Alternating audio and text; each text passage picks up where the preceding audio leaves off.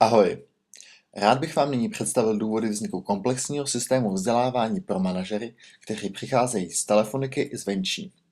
A týká se i vás.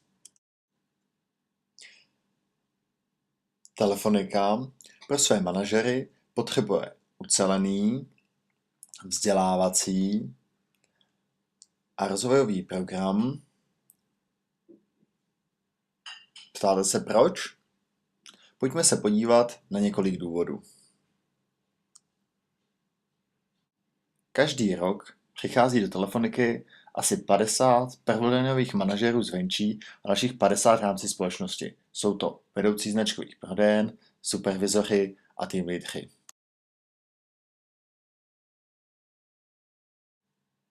A cíle, které dřív byly tady, nám každým rokem rostou.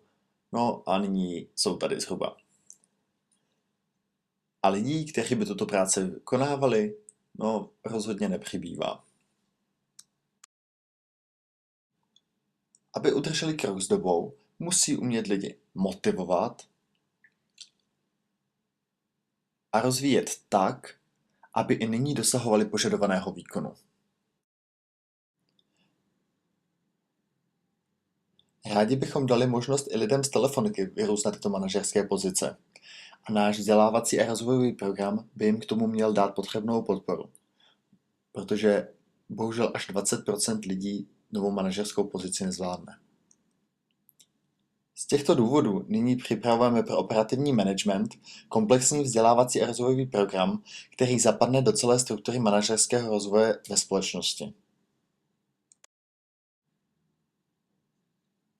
Co bude nyní následovat?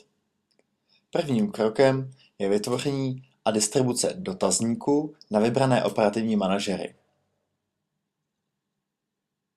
Druhým krokem je vytvoření pracovní skupiny, jejich členové pomohou upřesnit obsah programu, protože jejich názor je pro nás důležitý.